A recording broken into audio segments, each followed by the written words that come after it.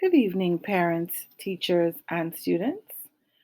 Welcome to episode one of my podcast on digital technology and inclusive practices in teaching and learning.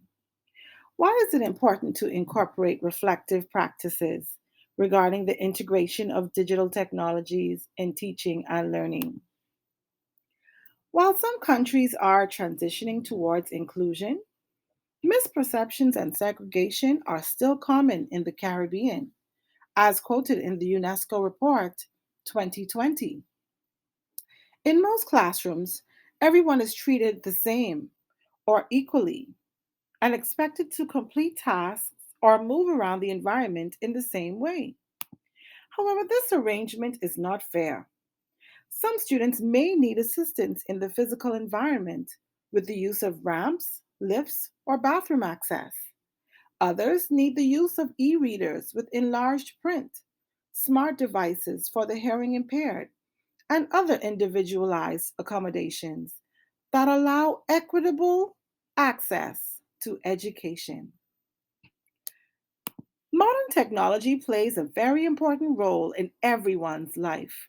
It makes our lives easier and our work less time consuming. In education, technology is proven to be one of the factors supporting teaching and learning in the classroom in this digital age. Raja and Nagasubramani, 2018. Further, in terms of inclusive instructional practices, technology is the way forward and contributes to the retention and success of students with disabilities. Hasayo et al., 2019. Provide all students with an opportunity to access content regardless of their challenges. Learners with disabilities bear a disproportionate share of consequences from the COVID COVID-19 pandemic. Many learning platforms and a lot of digital content are not accessible to blind or deaf students, even those with access to assistive technology.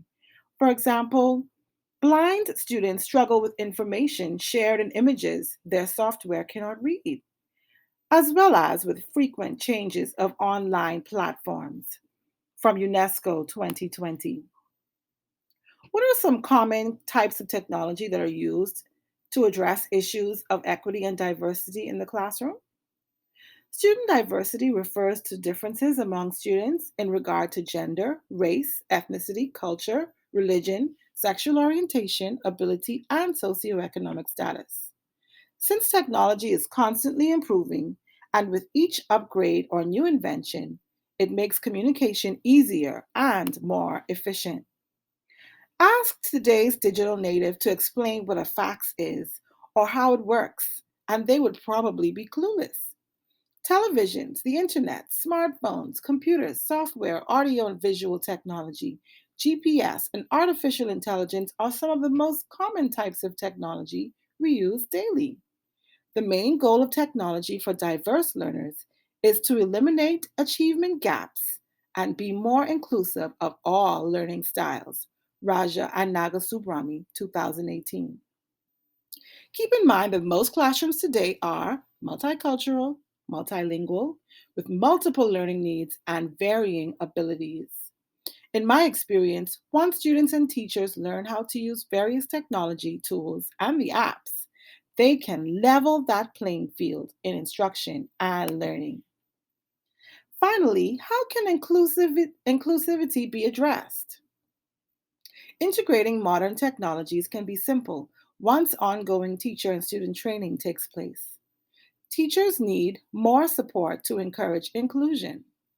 70% of countries in Latin America and the Caribbean provide for teacher training on inclusion in laws or policies in general or for at least one group, and 59% provide teacher training for special education needs in laws, policies, or programs from UNESCO 2020.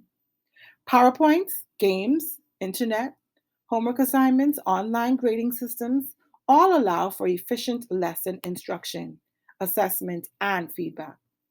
Students with e readers, tablets, and other handheld devices keep them engaged. As an educator, I try to incorporate a proactive design of the learning environments with a diverse group of learners in mind. There is no one size fits all approach. Instead, educators must provide individualized accommodations, eliminate barriers so that all learners can have access to education in a universally designed educational plan. Thanks for listening to my podcast on digital technology and inclusive practices in teaching and learning. This was just the beginning.